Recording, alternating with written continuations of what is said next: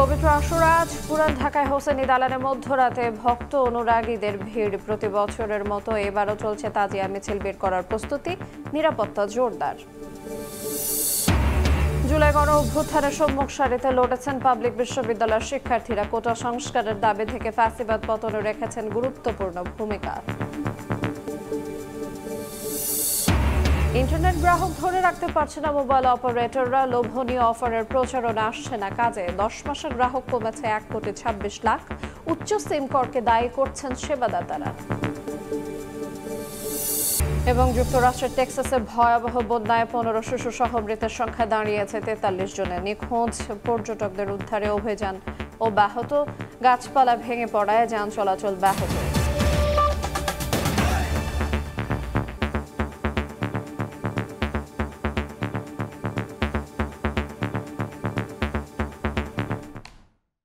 দেখছিলেন শিরোনাম। সকালের সময় সঙ্গে আছে আইরিন আয়াত। মহরমের 10 তারিখ পবিত্র আশুরা। ইসলাম ধর্ম অনুসারে খুবই তাৎপর্যপূর্ণ দিন এটি। আশুরার প্রথম প্রহরে রাজধানীর পুরান ঢাকার হোসেনি দালান থেকে তাজিয়া মিছিল বের করেন শিয়া সম্প্রদায়ের ভক্ত অনুসারীরা। সকাল 10টায় প্রতি বছরের মতো বের করা হবে সবচেয়ে বড় তাজিয়া মিছিল। পুরান ঢাকার হোসনি দালান থেকে পবিত্র আশুরার প্রথম প্রহরে তাজিয়া মিছিল বের করেন শিয়া সম্প্রদায়ের অনুসারীরা। হাই হোসেন মাতমে এগিয়ে চলে মিছিলটি। মিছিলের অগ্রভাগে কালো ব্যানার, পরে লাল সবুজের নিশান আর দুলদুল ঘোড়া। মিছিলটি হোসনি দালালের ইমামবাড়া থেকে বের হয়ে চাংখার পুল হয়ে পুরান ঢাকার বিভিন্ন সড়ক প্রদক্ষিণ করে এক স্থানে এসে শেষ হয়। আশুরার এই দিনে কারবালার যুদ্ধে মহানবী হজরত মুহাম্মদ সাল্লাল্লাহু আলাইহি সাল্লামের দৌহিত্র ইমাম হুসাইন শাহাদাত বরণ করেন। মূলত ওই দিনকে স্মরণ করে এই শোকের মিছিলের আয়োজন করা হয়। ইসলামের জন্য, উম্মতের জন্য, আমাদের দিনের জন্য ওনারা কি করে গেছে এটাই আমাদের বলার। বাংলাদেশের প্রত্যেক ঘরে ঘরে আমরা জানাতে দিতে চাই এই একটা আমাদের ইমাম হাসান হোসেন শহীদ হয়েছে। এই খবরটা আমরা সবার কাছে পৌঁছে দেওয়ার জন্য আমরা এই অনেক অনুষ্ঠানটা পালন করতেছি। ইমাম হোসেনের স্মরণে শোক মিছিল হয়। শোক মিছিলের মাধ্যমে যে এখন মজলিস হচ্ছে, এই মজলিসের আনুষ্ঠানিকতা শেষ হওয়ার পর আমাদের আরেকটা জুলুস বের হবে। এই দেশের শান্তির জন্য সবাই যাতে সুস্থ থাকে, ভালো থাকে, দেশ শান্তি থাকে। পবিত্র আশুরা উপলক্ষে সকাল 10টায় প্রতি বছরের মতো এবারও সবচেয়ে বড় তাজিয়া মিছিল বের হবে। তাজিয়া মিছিল সহ আশুরা পালনে যে কোনো ধরনের অপ্রীতিকর ঘটনা এড়াতে নিরাপত্তা ব্যবস্থা জোরদার করেছে আইন শৃঙ্খলা রক্ষা বাহিনী। এদিকে পবিত্র আশুরা উপলক্ষে নীলফামারী জেলার সৈয়দপুরের ইমামবাড়াগুলো সাজানো হয় রঙিন সাজে। ইমামবাড়ায় রাতভর ভিড় করেন ভক্তরা। শাহিন আলম, সময় সংবাদ, ঢাকা। ঐতিহাসিকভাবে মহরম মাসের 10 তারিখ বিভিন্ন তাৎপর্যপূর্ণ ঘটনার কারণে আশুরার গুরুত্ব অপরিসীম। এই দিনে ত্যাগ স্বীকার, অন্যায়ের কাছে মাথা নত না করার সহ কল্যাণকর শিক্ষা রয়েছে বলে জানিয়েছেন ইসলামী চিন্তাবিদরা। আশুরায় রোজা পালন ও নানা রকম নফল ইবাদত পালনের পরামর্শ দিয়েছেন তারা। তোহা খান তামিমের রিপোর্ট।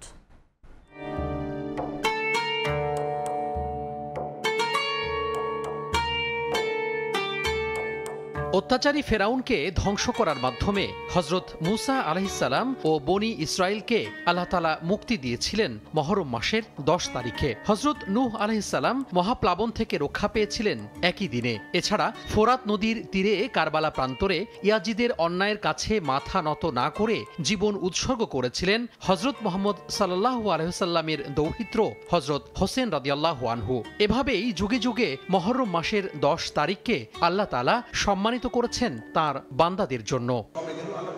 ইসলামী চিন্তাবিদদের মতে আশুরা শুধু শোকের নাম নয়, বরং ত্যাগ, ইসলামের বিজয় আর অন্যায়ের কাছে মাথা নত না করার নাম। মুসা আলাইহিস সালামের মুক্তির ঘটনা, হযরতে নূহ আলাইহিস সালাম তার মহাপ্লাবন হয়েছিল, সেখান থেকে মুক্তির যে বিষয়টি, এর থেকে বোঝা যায় যে আল্লাহ তাআলা এদিন নাজাত দিয়েছেন, মুক্তি দিয়েছেন এবং বিজয় দিয়েছেন। ইমাম হুসাইন রাদিয়াল্লাহু তাআলার যে কারবালার ময়দানে শাহাদত, এই দিনের যে একটি ঘটনা, এই ঘটনা আমাদের হৃদয়ের বিশাল বড় একটা ব্যথার জায়গা, এটি আমাদেরকে কষ্ট দেওয়ার জায়গা। কিন্তু তারও অনেক আগে নবী করিম সাল্লাল্লাহু আলাইহি ওয়াসাল্লাম আল্লাহর পক্ষ থেকে জেনে এই দিবসের সম্মান জানিয়ে গিয়েছেন। দুটি রোজা রাখা, নামাজ আদায় ও জিকির আজগার সহ নফল ইবাদত করার জন্য তাগিদ দিচ্ছেন বিশেষজ্ঞরা। তেলাওয়াত, জিকির, অন্যান্য তসবিহ তাহলিল এটা আমাদের বেশি করা, দান সদকা করা যেতে পারে।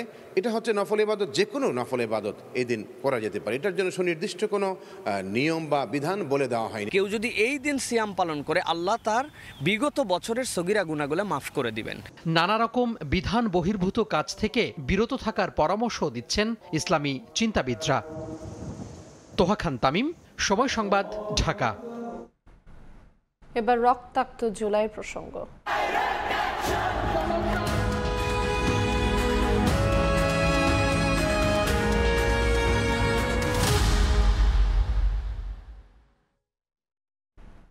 রক্তাক্ত জুলাইয়ের অন্যতম গুরুত্বপূর্ণ দিন ছিল 6 জুলাই।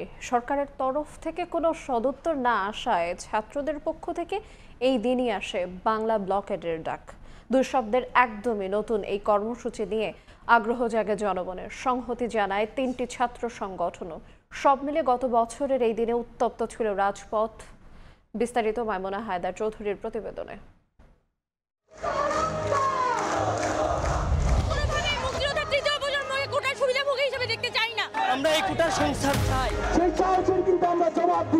বৈষম্য আর অন্যায়ের বিরুদ্ধে সংগ্রামের নাম জুলাই, যার শুরুটা অরাজনৈতিক কোটা আন্দোলনের মধ্য দিয়ে হলেও শেষটা হয় স্বৈরাচারের পতনের মধ্য দিয়ে।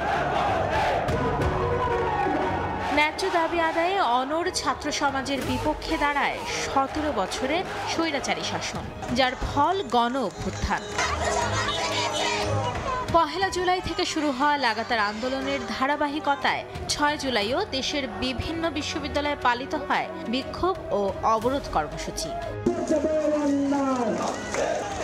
বিকেল 3টা থেকে চাকরি প্রত্যাশী ছাড়াও বিপুল সংখ্যক শিক্ষার্থী মিছিল নিয়ে বের হয়। মিছিলটি ঢাকা বিশ্ববিদ্যালয় ক্যাম্পাস ঘুরে অবরোধ করে শাহবাগ মোড়।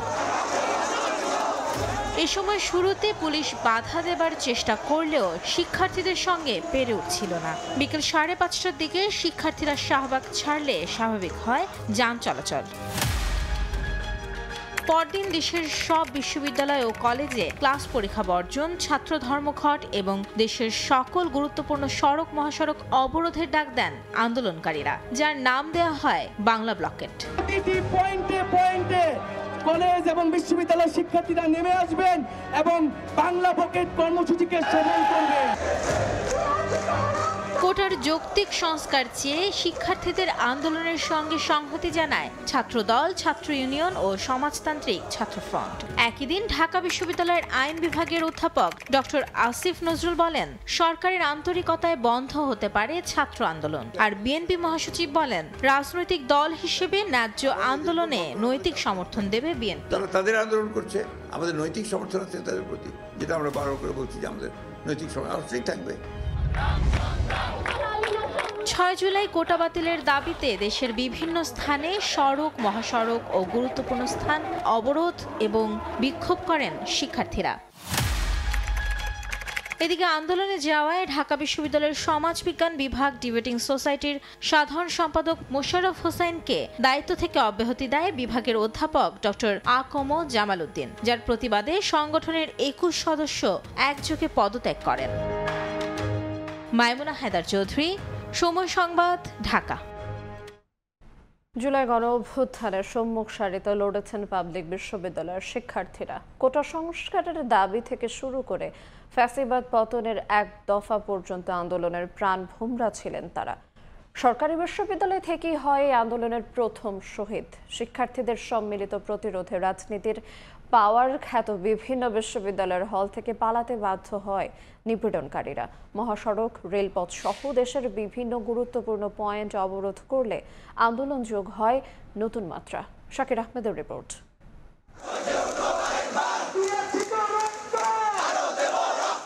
1 জুলাই ঢাকা বিশ্ববিদ্যালয় ক্যাম্পাসে সর্বপ্রথম ছাত্র সমাবেশ ও বিক্ষোভের মাধ্যমে কোটা সংস্কার আন্দোলনের সূত্রপাত করেন শিক্ষার্থীরা। পরবর্তীতে বাংলা ব্লকেট ও শাহবাগ অবরোধ সহ নানা কর্মসূচির মাধ্যমে আন্দোলনকে চাঙ্গা করে রাখেন ঢাকা বিশ্ববিদ্যালয়ের ছাত্রছাত্রীরা। মুক্তিযোদ্ধাদের নাতিপুতিরাও পাবে না, তাহলে কি রাজাকারের নাতিপুতিরা পাবে?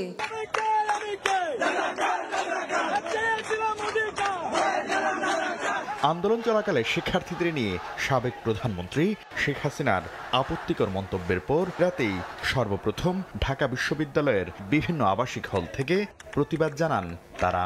আমরা স্লোগান দিই যে আমি কে তুমি কে, রাজাকার রাজাকার। এই স্লোগান মূলত ছিল হচ্ছে আমরা রাজাকার এটা না, শেখ হাসিনা যে আমাদের রাজাকার বলে কটাক্ষ করে তার বিরুদ্ধে এটা প্রতিবাদ স্বরূপ। 15 জুলাই প্রতিবাদ মিছিলে ঢাকা বিশ্ববিদ্যালয় ক্যাম্পাসে নারী শিক্ষার্থীদের ওপর হামলে পড়ে নিষিদ্ধ ছাত্রলীগের নেতাকর্মী সহ বহিরাগতরা। এরপরও দমে না গিয়ে তীব্র আন্দোলন গড়েন শিক্ষার্থীরা। ছাত্রলীগ যখন মানুষত্বের পরিচয় আর দিতে পারে না, যখন পশুত্বের পরিচয় দেয়, তখনই আমার নিরীহ বোনদের উপরে, একদম নিরস্ত্র নিরীহ বোনদের উপরে তারা পশুর মতো ঝাঁপিয়ে পড়েছিল। ছাত্রলীগ যেভাবে টোকাইদেরকে নিয়ে এসে হামলাটা চালায়, এটা আসলে আমাদের অকল্পনীয় ছিল। এমনও অনেক নারীরা ছিল যারা এটাকে ভয় পায়নি, যারা এটা প্রতিরোধের জন্য সামনে দাঁড়িয়ে আরো বেশি সামনে এগিয়ে এসেছে। ঢাকা বিশ্ববিদ্যালয়ে হলপাড়ায় মিছিলের সময় বিজয় একাত্তর হলে শিক্ষার্থীদের ওপর হামলা হয়। এই ঘটনার বিরুদ্ধে শিক্ষার্থীদের প্রতিরোধে নিপীড়কদের ভিত নড়বড়ে হয়ে যায়। ক্রমেই হল ছেড়ে পালাতে বাধ্য হয় নির্যাতনে জড়িতরা। সবাই এখানে ডিরেকশনটা নিত এখান থেকে, এখানে কমান্ড সেন্টার বলা যায়। পুরো বাংলাদেশ তখন ঢাকা বিশ্ববিদ্যালয় থেকে তাকিয়েছিল যে কি হয়। কবি জসিমউদ্দিন হল থেকে তানভীর হাসান সৈকত, এফআর হল থেকে সাদ্দাম যখন পালাইলো, তখন থেকেই তাদের সেই পতন ঘন্টা সেটা বেজে গেছে। হলে না থাকলেও ঢাকার বিভিন্ন প্রান্ত থেকে সংগঠিত হয়ে ঢাকার প্রাণকেন্দ্র গুলিস্তানের নূর হোসেন চত্বর সহ বিভিন্ন স্থানে আন্দোলনের মাধ্যমে সক্রিয় ভূমিকা পালন করেন জগন্নাথ বিশ্ববিদ্যালয়ের শিক্ষার্থীরা। জুলাই গণ অভ্যুত্থানে জগন্নাথ বিশ্ববিদ্যালয়ের শিক্ষার্থীরা সক্রিয়ভাবে অংশগ্রহণ করে ফ্যাসিস্ট সরকারের পতন নিশ্চিতে শহীদ হন এই বিশ্ববিদ্যালয়ের অ্যাকাউন্টিং অ্যান্ড ইনফরমেশন বিভাগের শিক্ষার্থী ইকরামুল হক সাজিদ। তার স্মরণে বিশ্ববিদ্যালয়ে একটি একাডেমিক ভবনের নামকরণ করা হয়েছে। এক প্রকার বারুদের মতো জগন্নাথ কিন্তু এখান থেকে পুলিশের 4টা ব্রিগেড ভেঙে কিন্তু ডাবির যেই শাহবাগে যে ডাবির ছাত্রদেরকে অবরুদ্ধ করে ফেলছিল, হাসনাত বাড়ি ছিল তাদের নেতৃত্বে, তারা কিন্তু এই জগন্নাথের সাধারণ শিক্ষার্থী কিন্তু তাদেরকে উদ্ধার করে। 16 জুলাই রংপুরে বেগম রোকেয়া বিশ্ববিদ্যালয়ের শিক্ষার্থী আবু সাইদ পুলিশের গুলিতে শহীদ হলে আন্দোলনের দাবানল ছড়িয়ে যায় সারা দেশে। যেভাবে প্রত্যক্ষভাবে পুলিশি হত্যাকাণ্ডের মধ্য দিয়ে আবু সাইদকে হত্যা করা হলো, সেই হত্যাকাণ্ডের পর এই আন্দোলন যে একটি বেগ পেয়েছে, সেই আন্দোলন আমাদেরকে সেই 5ই আগস্টের বিজয়ের দিকে ধাবিত করেছে। 18 জুলাই উত্তরায় শহীদ হন বাংলাদেশ ইউনিভার্সিটি অব প্রফেশনালসের শিক্ষার্থী মীর মাহফুজুর রহমান মুগ্ধ। আন্দোলনকারীদের জন্য তার পানি সরবরাহের দৃশ্য নাড়া দেয় দেশবাসীর হৃদয়ে। অভ্যুত্থানে চট্টগ্রাম বিশ্ববিদ্যালয়ের শিক্ষার্থীরা ফেসিবাদের দোসরদের চোখ রাঙানি উপেক্ষা করে কাঁপিয়ে তোলেন চট্টগ্রামের রাজপথ। আন্দোলনে শহীদ হন 2 শিক্ষার্থী ফরহাদ হোসেন ও হৃদয় চন্দ্র তরোয়া। মারা গেল, ওদের কারণেই আন্দোলনটা অনেক বেশি জোরালো হয়েছে। ঢাকা আরিচা মহাসড়ক অবরোধ সহ নানা কর্মসূচিতে পুরো আন্দোলন জুড়ে সক্রিয় ছিলেন জাহাঙ্গীরনগর বিশ্ববিদ্যালয়ের শিক্ষার্থীরা। মাঠে ছিলেন রাজশাহী, খুলনা, বরিশাল, শাহজালাল বিজ্ঞান ও প্রযুক্তি বিশ্ববিদ্যালয়, ইসলামী বিশ্ববিদ্যালয় সহ বেসরকারি বিশ্ববিদ্যালয়ের শিক্ষার্থীরাও। বেসরকারি বিশ্ববিদ্যালয়ের শিক্ষার্থীদের অবদান নিয়ে সোমবার থাকছে বিশেষ প্রতিবেদন। শাকির আহমেদ, সময় সংবাদ, ঢাকা। সকালের সময় আরও থাকছে। মুন্সিগঞ্জের শ্রীনগর সাব রেজিস্ট্রার অফিসের কাছে দলিল লেখক পট্টিতে আগুন, পুড়ে গেছে 19টি চেম্বার। কাগজপত্র থাকায় নেভাতে বেগ পেতে হয় দমকল কর্মীদের। কি লিক নিয়ে চিন্তিত? কিনুন leak proof RFL thread pipe and fittings. নানা মাধ্যমে লোভনীয় অফারের প্রচারণা চালিয়েও ইন্টারনেট গ্রাহক ধরে রাখতে পারছে না মোবাইল অপারেটররা। বিটিআরসির তথ্য বলছে, গেল জুন থেকে চলতি বছরের এপ্রিল পর্যন্ত মোবাইল ইন্টারনেট গ্রাহক কমেছে 1,26 লাখ, যার ধাক্কায় কমেছে অপারেটরদের আয়ও। নেতিবাচক প্রবৃদ্ধির জন্য উচ্চ সিম কর এবং মূল্যস্ফীতিকে দায়ী করছেন সেবাদাতারা। যদিও একই সময় ব্রডব্যান্ড গ্রাহক বেড়েছে প্রায় 8 লাখ। শুভ খানের রিপোর্ট। 1 মাস মেয়াদে 100 জিবি ডাটা নিয়ে সাজানো হয়েছে সুপার ইন্টারনেট প্যাক। নেটের 1 নম্বর অফারে 988 টাকায় মিলছে 3 মাস মেয়াদি ডাটা। এত সব অফারের প্রচারণা চালিয়েও গ্রাহক টানতে পারছে না মোবাইল অপারেটররা। বিটিআরসির তথ্য বলছে, 2024 সালের জুনে দেশে মোবাইল ইন্টারনেট গ্রাহক ছিল 12,30,00,000। 91 লাখ। সবশেষ এপ্রিল পর্যন্ত যা নেমে এসেছে 11,65,00,000-এ, অর্থাৎ গ্রাহক কমেছে 1,26,00,000।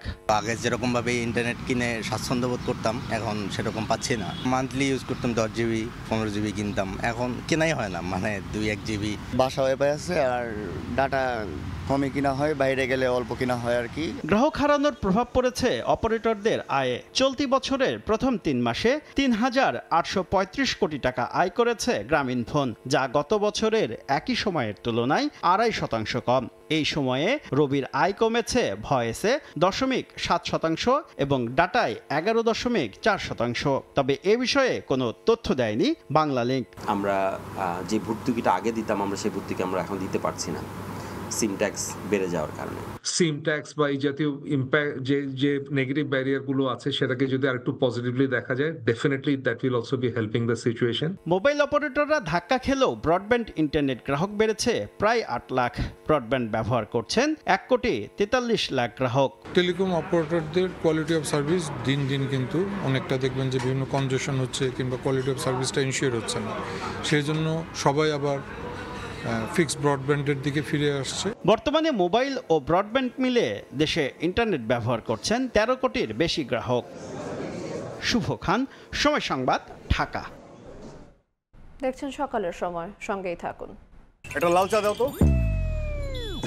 আরে এর থেকে বড় সারপ্রাইজ গ্রামীণফোন 17-এ 5টা প্লেনের টিকিট সহ এক্সক্লুসিভ সব অফার। প্রতিদিন আছে যে সুযোগ কাছে আসা।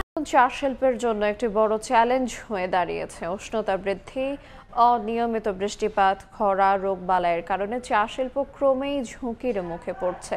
গেল মৌসুমে দেশে চায়ের লক্ষ্যমাত্রার চেয়ে 1.5 কোটি কেজি কম উৎপাদন হয়েছে। দীর্ঘমেয়াদী পরিকল্পনা ও অভিযোজনমূলক কৌশল গ্রহণ না করলে এই শিল্পের ভবিষ্যৎ অনিশ্চিত হয়ে পড়বে বলে মনে করছেন সংশ্লিষ্টরা। দিগেন সিনহার ছবিতে ইকরামুল কবিরের রিপোর্ট। খরায় পড়ছে চা বাগান, অনাবৃষ্টিতে চা বাগানের গাঢ় সবুজের গালিচা ধূসর বর্ণ ধারণ করেছে। পাতায় পাতায় দেখা দিয়েছে বিভিন্ন রোগ। ভরা বর্ষায় দেখা নেই বৃষ্টির। গেল বছর তুলনায় চলতি বছরের প্রথম 6 মাসে বৃষ্টিপাত কম হয়েছে। জুন মাসে আমাদের স্বাভাবিক বৃষ্টিপাতের পরিমাণ হতে হবে সিলেট বিভাগের জন্য 619 মিলিমিটার, কিন্তু আমরা রেকর্ড করেছি 316 মিলিমিটার। জলবায়ু পরিবর্তনের ফলে গড় তাপমাত্রা বেড়েছে এবং মৌসুমি বৃষ্টিপাতের ধরন পাল্টেছে। এর ফলে চা গাছের বৃদ্ধি ব্যাহত হচ্ছে এবং কুড়ি ও পাতার উৎপাদন কমে যাচ্ছে।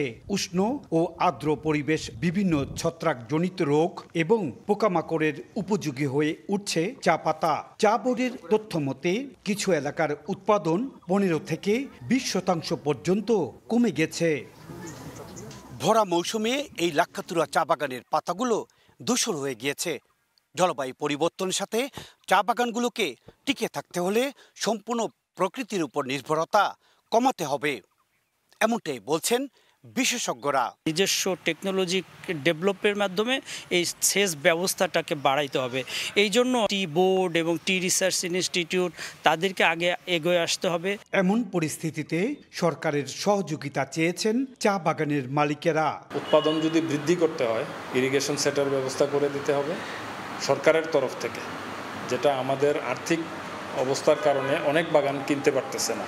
চা বোর্ডের তথ্য মতেই 2024 সালে দেশের 169টি চা বাগানের উৎপাদন লক্ষ্যমাত্রা ছিল 1,80,00,000 কেজি। তার বিপরীতে চা উৎপাদন হয়েছে 9,30,00,000 কেজি। চলতি মৌসুমে উৎপাদনের লক্ষ্যমাত্রা নির্ধারণ করা হয়েছে 10,30,00,000 কেজি। এপ্রিল পর্যন্ত চা পাতা উৎপাদন হয়েছে 3,95,00,000 কেজি। ইকরামুল কবির, সময় সংবাদ, সিলেট। আবারও পবিত্র আশুরার খবর। পবিত্র আশুরা উপলক্ষে পুরান ঢাকার বকশীবাজারের হোসেনি দালান ইমামবাড়া থেকে তাজিয়া মিছিলের প্রস্তুতি চলছে। এছাড়া রাজধানী সহ সারা দেশে শোকাবহ ও তাৎপর্যপূর্ণ দিনটিকে নানা আনুষ্ঠানিকতায় পালন করা হচ্ছে। এই মুহূর্তে পুরান ঢাকায় আছেন রিপোর্টার তোহা খান তামিম এবং মোহাম্মদপুরে আছেন শফিকুজ্জামান রুবেল। সরাসরি শুরুতে যাব তামিমের কাছে। তামিম, ঠিক এখন থেকে আর বেশ কিছুক্ষণ পরে অর্থাৎ সকাল 10টায় তাজিয়া মিছিলের যে প্রস্তুতি সেটি শুরু হবে, অর্থাৎ তাজিয়া মিছিল শুরু হওয়ার কথা রয়েছে সকাল 10টা থেকে। এই মুহূর্তে যেই হোসনে দালান ইমাম বাড়াই যে প্রস্তুতি, শেষ মুহূর্তের প্রস্তুতি সেটি আসলে তারা নিচ্ছেন। যদিও একটু দেখাতে চাই, গুড়ি গুড়ি বৃষ্টি হচ্ছে এবং এই বৈরী আবহাওয়ার মধ্যেও তাদের যে প্রস্তুতি তাজিয়া মিছিলের সেটি থেমে নেই। এখানে আনুষাঙ্গিক যত ধরনের যে প্রস্তুতি প্রতি বছর আমরা দেখে থাকি সেটি আসলে লক্ষ্য করা যাচ্ছে। এবং এই মুহূর্তে হোসনে দালান ইমাম বাড়ার ভেতরে যারা ভক্ত অনুরাগী রয়েছেন, যারা এখানকার সমর্থক রয়েছেন, কর্মী রয়েছেন, যারা অংশগ্রহণকারী রয়েছেন, তারা আসলে মূলত সেখানে অবস্থান নিয়েছেন। এবং এই গুড়ি গুড়ি বৃষ্টি হচ্ছে, তার কারণেই কিন্তু বাইরে যে তাদের যে বিভিন্ন ধরনের সাজসজ্জা, সেই সাজসজ্জার যে উপস্থিতি সেটি আমরা লক্ষ্য না করলেও ভেতরে তাদের যে বিভিন্ন ধরনের নিশানা, বিভিন্ন ধরনের যে দুলদুল ঘোড়া রয়েছে, বিভিন্ন ধরনের সাওয়ার রয়েছে, সবগুলোই কিন্তু তারা এখানে নিয়ে এসেছেন। এবং সকাল 10টায় যে তাজিয়া মিছিল, সেই তাজিয়া মিছিল তারা শুরু করবেন। আমরা এখানে লক্ষ্য করছি যে বিপুল পরিমাণ আইন শৃঙ্খলা বাহিনীর সদস্যের উপস্থিতি আমরা লক্ষ্য করছি। পুলিশের তো টিম রয়েছে, পাশাপাশি র্যাপিড অ্যাকশন ব্যাটালিয়নের বিভিন্ন ইউনিট রয়েছে, অন্যান্য যে গোয়েন্দা বাহিনীর সদস্য তারা রয়েছেন, যাতে করে কোনো ধরনের কোনো অনাকাঙ্ক্ষিত ঘটনা না ঘটে, কোনো ধরনের আইন শৃঙ্খলা বিঘ্ন হয়, এমন ধরনের কোনো কাজ বা কোনো কর্মকাণ্ড না হয়, সে ব্যাপারে আইন শৃঙ্খলা বাহিনীর যেই সতর্ক অবস্থা, সেই সতর্ক অবস্থা আমরা আসলে লক্ষ্য করছি। আপনারা দেখতে পাচ্ছেন যে এখানে যে ঘোড়া, সেই ঘোড়া এখানে দাঁড় করে রাখা হয়েছে, প্রতীকী ঘোড়া, এবং এই ঘোড়াগুলোকেই সজ্জিত করা হবে এবং তাজিয়া মিছিলের যে প্রস্তুতি, সেই প্রস্তুতি নেওয়া হবে। এছাড়া এখানে যারা বিভিন্ন যেই কর্মীরা রয়েছেন, সেই কর্মীরাদের অর্থাৎ যারা জিম্মাদার রয়েছেন, সেই জিম্মাদারের অধীনে তাদের প্রত্যেকের যে দায়িত্ব, স্বেচ্ছাসেবক রয়েছেন, সেই প্রত্যেকের দায়িত্ব তারা আসলে পালন করছেন। এবং আমরা ফায়ার সার্ভিসের গাড়িও কিন্তু এখানে লক্ষ্য করছি, যাতে করে কোনো ধরনের যে কোনো পরিস্থিতিতে মোকাবেলা করার জন্য সব ধরনের যে প্রস্তুতি, প্রশাসনের প্রস্তুতি, সেই প্রশাসনিক প্রস্তুতি সেটি আমরা আসলে এখানে লক্ষ্য করছি। এছাড়া আমরা প্রতি বছরই দেখে থাকি যে এই যে শোক, অর্থাৎ শোকাবহ যে কারবালা, সেই কারবালা স্মরণে ইমাম হোসেন রাদিয়াল্লাহু আনহু যে কারবালা প্রান্তরে, ফোরাত নদীর তীরে কারবালা প্রান্তরে যে সত্যের জয়ের জন্য, ইসলামের বিজয়ের জন্য ইয়াজিদের কাছে আত্মসমর্পণ না করে একেবারে মানবিকতার যে দৃষ্টান্ত স্থাপন করেছেন, এবং ইমাম হোসেন রাদিয়াল্লাহু আনহু যে জীবন উৎসর্গ করেছেন, জীবন উৎসর্গ করার মাধ্যমে তিনি ইসলামের যে পতাকা, যে ঝান্ডা, সেটি আসলে উড়িয়েছেন এবং ইসলামের বিজয় তিনি আসলে সেখানে করেছেন। এবং অন্যায়ের কাছে মাথা নত না করার যে শিক্ষা, সেই শিক্ষা কিন্তু আমাদেরকে দিয়ে গেছেন বলে এখানকার যারা রয়েছেন সংশ্লিষ্ট তারা আমাদেরকে জানাচ্ছেন। তো আর কিছুক্ষণ পর অর্থাৎ সকাল 10টায় তাজিয়া মিছিল শুরু হবে। ঠিক হোসনে দালান ইমামবাড়া থেকে শুরু হয়ে উর্দু রোড হয়ে বিভিন্ন সড়ক প্রদক্ষিণ করে সেটি বিডিআর গেটে গিয়ে অর্থাৎ শেষ হবে, ধানমন্ডি বিডিআর গেটে গিয়ে শেষ হবে। তো এই ছিল আমার হাতে। এই মুহূর্তে চলে যাব মোহাম্মদপুরে, সেখানে আছেন আমাদের সহকর্মী শফিকুজ্জামান রুবেল। তামিম পবিত্র আশরা উদযাপন উপলক্ষে কিন্তু পুরান ঢাকার মতো মোহাম্মদপুরেও আমরা দেখছি যে তাজিয়া মিছিলের প্রস্তুতি চলছে। আমি এই মুহূর্তে রয়েছি মোহাম্মদপুরের সিয়া মসজিদে। এখানে আপনারা দেখতে পাচ্ছেন যে তাজিয়া মিছিলটি বের হবে, এখান থেকে বের হয়ে তারা মূলত ফার্ম গেটে গিয়ে শেষ হবে।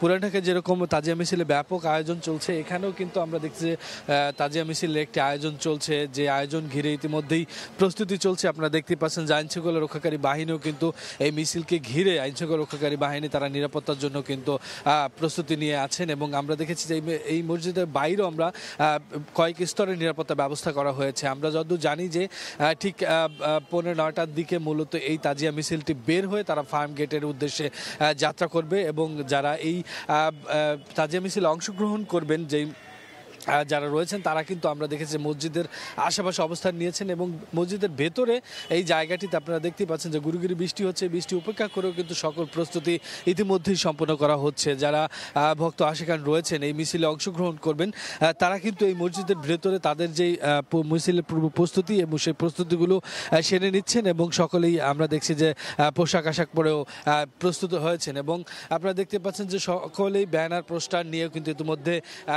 এই সিয়া মসজিদের সামনে অবস্থান হয়েছেন। এবং আপনারা জানেন যে প্রতি বছরের ন্যায় এইবারও কিন্তু এই দিনটিকে, আশুরার দিনটিকে ঘিরে ব্যাপক আয়োজন রয়েছে সিয়া মুসল্লিদের। এবং তারা তাদের যেই ব্যাপকতা মিছিলের মাধ্যমে প্রকাশ করবেন, আত্মত্যাগের যেই দিনটি, সেই দিনটিকে উদযাপন করবেন। এবং তারা বলছেন যে খুব সুশৃঙ্খলভাবেই যাতে মিছিলটি উদযাপিত হয়, সেই ব্যবস্থাও সকল প্রস্তুতি ইতিমধ্যেই সম্পন্ন হয়েছে। কিছুক্ষণ পরেই মূলত এই মসজিদের সামনে থেকে মিছিলটি বের হবে এবং ফার্ম গেট গিয়ে এই তাজিয়া মিছিল, এই মোহাম্মদপুরের তাজিয়া মিছিলটি শেষ হবে। তো সব মিলিয়ে মোহাম্মদপুর থেকে এই ছিল এই মুহূর্তে। আশুরা উপলক্ষে তাজিয়া মিছিলের প্রস্তুতি সম্পর্কে রাজধানীর মোহাম্মদপুর থেকে যুক্ত ছিলেন সহকর্মী শফিকুজ্জামান রুবেল এবং শুরুতে হোসেনি দালান এলাকা থেকে যুক্ত ছিলেন সহকর্মী তোহা খান তামিম। গেল অর্থ বছরে লক্ষ্যমাত্রার চেয়ে ৩১৬,৫১,০০,০০০ টাকা বেশি রাজস্ব আদায় করেছে যশোরের বেনাপোল কাস্টমস। এমন রেকর্ড গড়ার পেছনে কর্তৃপক্ষের জবাবদিহিতা, বাণিজ্যে স্বচ্ছতা ও যোগাযোগ ব্যবস্থার উন্নয়নকে সামনে আনছেন ব্যবসায়ীরা। তবে পণ্য খালাস জটিলতা কাটাতে পারলে রাজস্ব আদায় আরও বাড়বে বলে মনে করেন তারা। বেনাপোল প্রতিনিধি আজিজুল হকের তথ্য, শাওন হোসেনের ছবিতে থাকছে রিপোর্ট।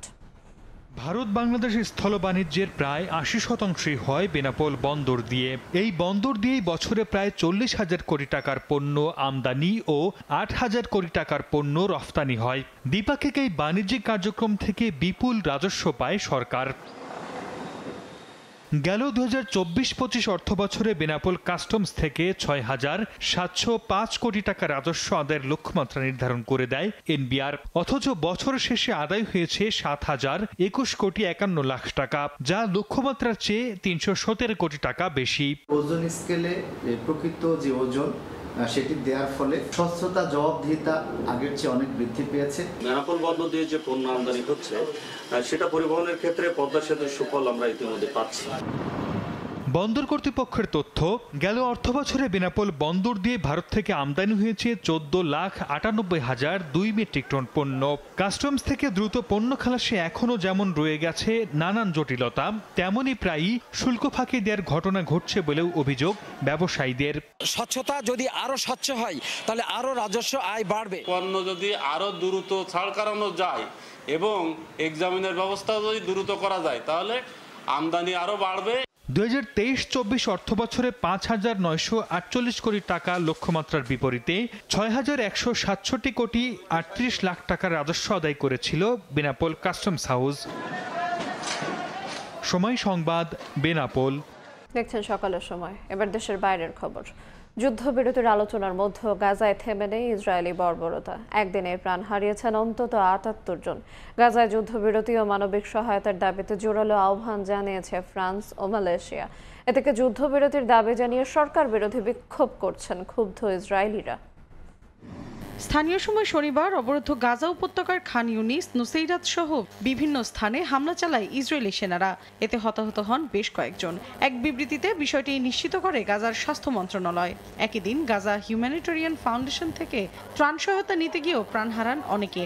আহত হন ২ মার্কিন ত্রাণকর্মীও। এ ঘটনায় হামাসকে দায়ী করে ইসরায়েলের নগ্ন সমর্থন দেয়া যুক্তরাষ্ট্র।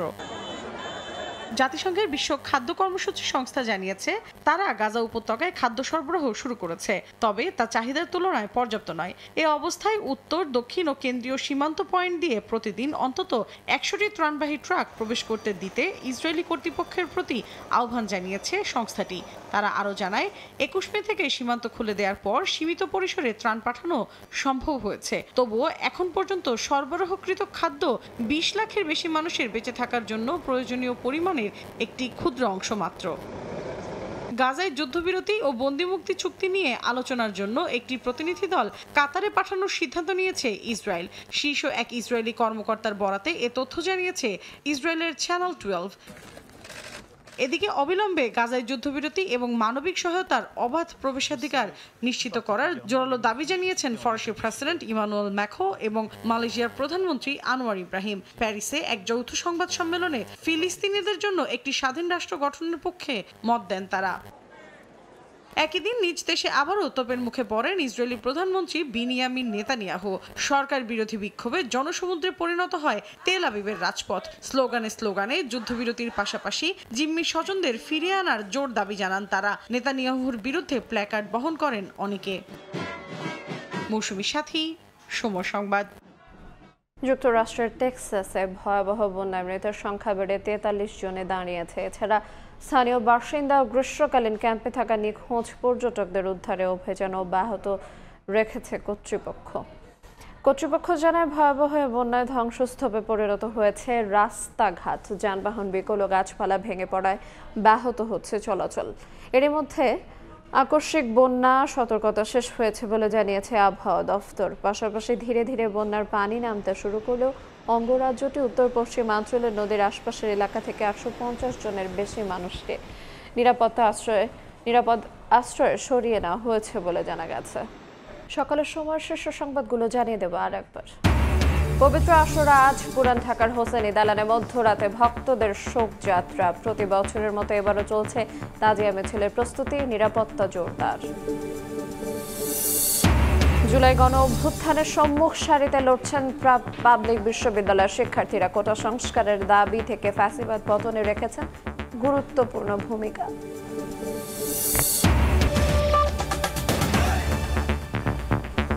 এই ছিল সকালের সময়, সঙ্গে থাকুন সময়ের।